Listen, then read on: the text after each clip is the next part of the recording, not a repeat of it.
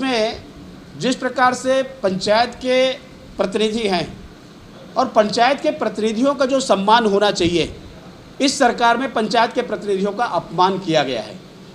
प्रस्ताव पंचायतों से मंगाई गई और प्रभारी मंत्री के द्वारा उसको मनोनीत किया गया। ये सरासर पंचायत प्रतिनिधियों का अपमान है और इसको लेकर के लगभग 1 लाख से ऊपर पंचायत प्रतिनिधि सरकार से रुष्ट है कि उनके अधिकारों के ऊपर में अतिक्रमण किया गया है।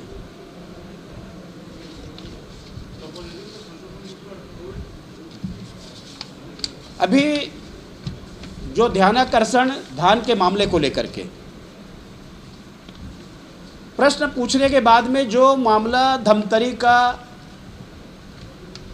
5219 टन की जो सुखत, इसकी जवाबदारी किसकी और इसके जवाबदार कौन, ये सुनिश्चित होना चाहिए, लेकिन अभी तक सरकार के द्वारा सुनिश्चित नहीं की जा रही है। 31,971 टन जो धान की खरीदी की गई थी, अभी विवाद में पड़ा हुआ है, उसका निराकरण नहीं हुआ है। 2019-20 की धान है जो बताई जा रही है, वास्तविक में वो धान है नहीं। और पूरे प्रदेश में 19-20 में 83.94 लाख टन धान की खरीदी हुई, 81.48 लाख टन धान की कस्टम मिलिंग हुई, बाकी लगभग 1.5 लाख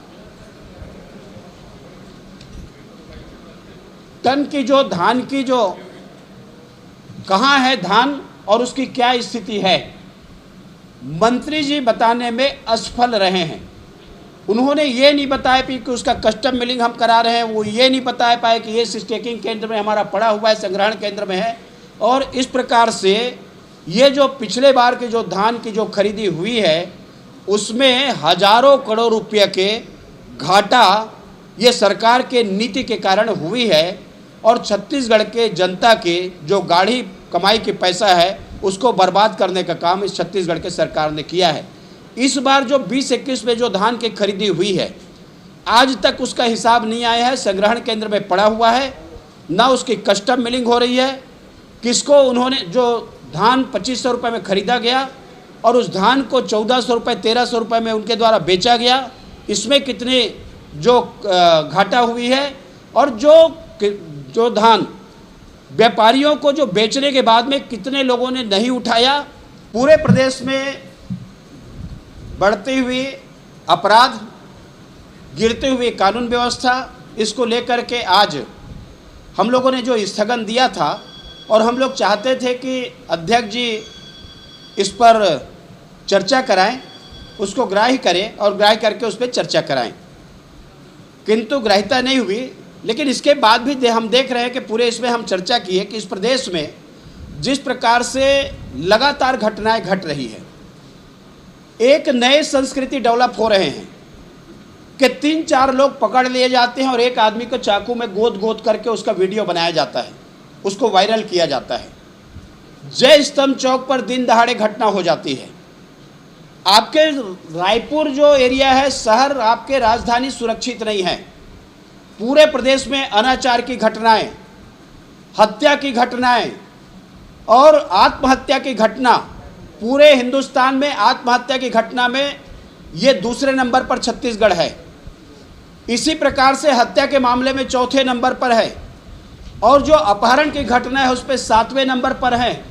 ये पूरे प्रदेश में जिस प्रकार के नशा के अवैध कारोबार, ऐसा लगता है कि पूरे हिंदुस्तान के शराब की मंडी छत्तीसगढ़ बन गई है। और उसका जो मुख्य रूप से कि जो संरक्षण है उसके कारण में उनके कार्रवाई हो नहीं पा रही है। आम लोग आज सुरक्षित नहीं है, कानून व्यवस्था की स्थिति ठप हो गई है। डीजीपी एसपी के बैठक में इस बात को बोल रहे हैं कि मुझे सब मालूम है, तुम लोग बचाने का प्रयास कर रहे हो, जो संरक्षण दे रहे हो, कि यहाँ पर जिस प्रकार से सर्कस के लिए जो खंभे लगा करके जो छाया बना जाता है, उसी प्रकार से यहाँ पर छत बना करके वहाँ पर सारे चीज़ परोसी जा रही है और उसमें खुलेआम करोड़ों रुपए की जुआ हो रही है, लेकिन उसके बाद उनकी गिरफ्तारी नहीं हो रही है। देखिए, 2-3 बातों का मुख्यमंत्री जी ने जब विधानसभा के प्रथम सत्र में उसी समय उन्होंने बात किया और उन्होंने कहा कि पत्रकारों की सुरक्षा की आवश्यकता है। इसके पहले जब विपक्ष में थे तो भारी तरफदारी पत्रकारों की करते थे, लेकिन सरकार में आने के बाद में 2.5 साल बीत गए, लेकिन उसके बाद में पत्रकारों की सुरक्षा के लिए जो कानून लाना चाहिए नहीं लाई गई है। इसके साथ ही जिस प्रकार से आज अपराध कायम हो रहे हैं पत्रकारों के ऊपर में और संरक्षण में उनके गुंडागर्दी जो लोग कर रहे हैं, उनके द्वारा जो मारपीट की जा रही है, कांकेर से लेकर के आपके पूरे प्रदेश में अनेक घटनाएं हुई है। और जिस प्रकार से रायपुर में भी पत्रकार सुरक्षित नहीं है, यदि उनके खिलाफ में FIR होंगे तो उनका संरक्षण कौन करेगा।